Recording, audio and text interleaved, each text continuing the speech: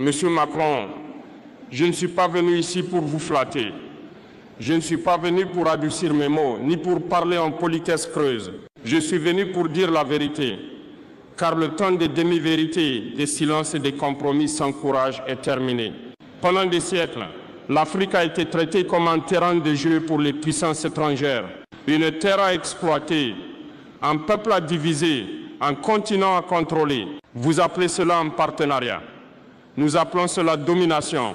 Vous appelez cela aide. Nous appelons cela dépendance. Vous appelez cela démocratie. Nous appelons cela soumission. Mais aujourd'hui, je le dis, ces jours sont révolus. L'Afrique ne s'incline plus. L'Afrique ne supplie plus. L'Afrique ne craint plus. Je parle non seulement en tant que chef d'État du Burkina Faso, mais comme témoin de la souffrance de nos villages, de la faim de nos enfants, du silence des voix qui ont été volées. Je parle de l'agriculteur du Sahel, dont la terre est exploitée pour nourrir des économies lointaines.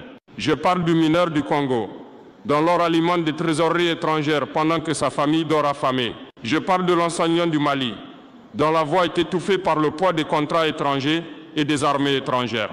Les voyez-vous, Monsieur Macron, ce dont la vie a été façonnée par vos politiques, ce dont l'avenir a été décidé depuis vos bureaux.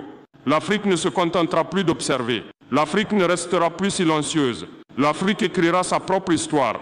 Et elle sera écrite avec le sang, le courage et la vision de ses propres peuples. Je le dis à haute voix, l'Afrique ne demande pas la permission d'exister. L'Afrique revendique sa juste place dans ce monde.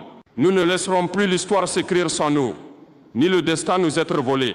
Nous sommes là, nous sommes éveillés, et nous sommes unis. Et à la jeunesse, non seulement du Burkina Faso, mais de toute l'Afrique, le temps est venu de parler, le temps est venu de se lever, le temps est venu de récupérer votre héritage, votre dignité et votre futur. Que le monde entende ceci clairement. L'Afrique n'a plus peur. L'Afrique n'est plus silencieuse. L'Afrique ne se laissera plus jamais réduire au silence. Regardons la vérité en face, Monsieur Macron. La France n'a jamais vraiment quitté l'Afrique. Elle a changé de drapeau, de discours, de politique. Mais les méthodes de contrôle restent les mêmes. Pendant des décennies, les dirigeants choisis par l'étranger ont été installés, promettant progrès et stabilité, mais servant en réalité des intérêts étrangers.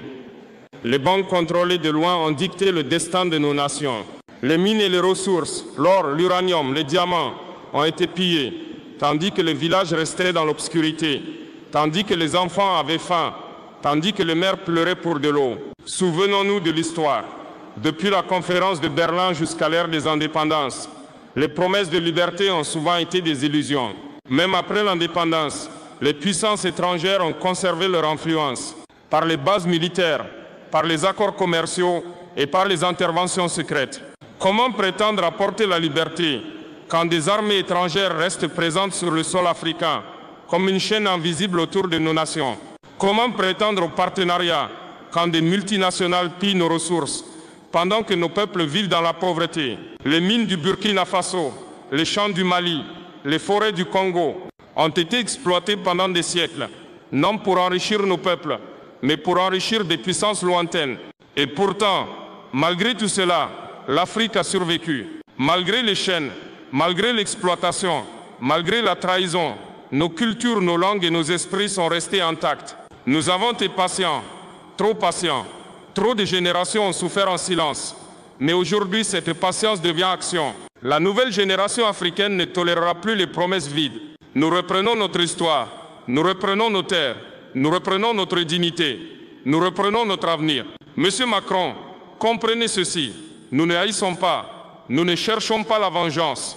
Nous demandons justice, nous demandons respect et nous demandons que la voix de l'Afrique soit enfin entendue. Cette trahison de notre passé a un coût. Mais sachez ceci, la force des peuples africains ne peut jamais être volée. Elle ne se mesure pas aux armées ou aux contrats. Elle vit dans le cœur, le courage et l'esprit de chaque Africain. Le monde doit écouter, l'histoire doit se souvenir. Et l'Afrique ne laissera plus jamais son destin s'écrire dans des bureaux étrangers. Monsieur Macron, le colonialisme officiel a disparu, mais le néocolonialisme, lui, est toujours bien vivant. Il se cache derrière des accords économiques, derrière des contrats opaques, derrière des promesses d'aide et de partenariats. Aujourd'hui, certains parlent de coopération, mais ce que nous voyons, c'est une main invisible qui continuent de décider de notre destin. Les multinationales exploitent nos mines, nos terres et nos forêts, tandis que nos peuples restent pauvres et affamés. L'argent circule à l'extérieur. Nos richesses ne servent pas nos enfants, mais remplissent les coffres des sociétés étrangères. Le néocolonialisme se cache aussi dans les décisions politiques, choix des dirigeants, interventions militaires, sanctions économiques. Tout est calculé pour maintenir notre dépendance, pour empêcher notre liberté économique et politique. Mais l'Afrique a ouvert les yeux. Nous voyons le mécanisme derrière les sourires diplomatiques, derrière les discours sur le développement. Et nous disons assez. Les peuples africains refusent d'être des marionnettes dans des mains étrangères. Nous refusons que nos ressources soient pillées pendant que nous restons dans le dénuement. Nous refusons que nos décisions soient dictées par d'autres sous couvert de partenariat. À chaque génération, l'Afrique a été invitée à croire aux promesses puis trahies. Mais aujourd'hui, les jeunes, les travailleurs, les paysans, les entrepreneurs, tous voient clair. Ils ne suivront plus les chemins tracés par d'autres. Ils construiront leur propre route. Le néocolonialisme n'a jamais été qu'un écran de fumée. Derrière les apparences de coopération, il y a la domination économique et politique. Mais la lumière de la vérité éclaire désormais notre continent. L'Afrique dit, nous voulons des relations basées sur l'égalité, la dignité et le respect mutuel. Pas des relations qui nous maintiennent à genoux. Pas des relations qui continuent à piller notre futur. C'est le moment d'écrire une nouvelle page. Une page où l'Afrique décide de ses lois, où l'Afrique contrôle ses ressources, où l'Afrique choisit ses dirigeants et son avenir. Et sachez, Monsieur Macron, que cette nouvelle Afrique ne s'inclinera devant aucun pouvoir. Elle se tiendra droite, fière et unie, parce que sa dignité est non négociable. Monsieur Macron, vous parlez de partenariat, mais depuis des décennies, nous voyons la réalité. La main de la France ne s'est jamais retirée de nos affaires. Elle contrôle, influence, décide, derrière les discours de coopération et les sourires diplomatiques. Les interventions militaires, les soutiens aux dirigeants corrompus, les pressions économiques et politiques, tout cela n'est pas une aide, c'est une chaîne invisible. Chaque décision importante dans nos pays est observée, parfois dictée et souvent orientée dans le seul intérêt des puissances étrangères. Le peuple africain n'a jamais été consulté, la jeunesse ne décide pas. Les paysans, les travailleurs, les entrepreneurs ne choisissent pas. Et pourtant, ce sont eux qui paient le prix.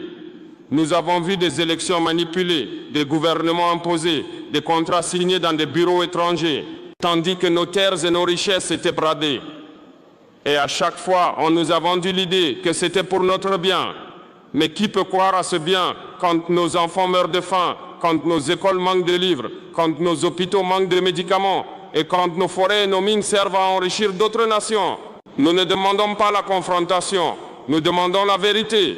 Nous demandons que nos peuples soient respectés. Nous demandons que nos décisions soient prises par nous-mêmes.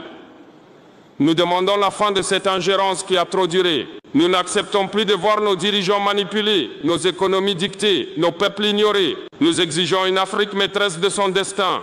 Et si cela dérange certains, nous assumons pleinement cette vérité. L'Afrique n'est pas un jouet, l'Afrique n'est pas un laboratoire politique, l'Afrique n'est pas à vendre. Et je le dis avec force à tous les dirigeants étrangers, la patience de l'Afrique a des limites, son courage est immense et son unité grandit chaque jour.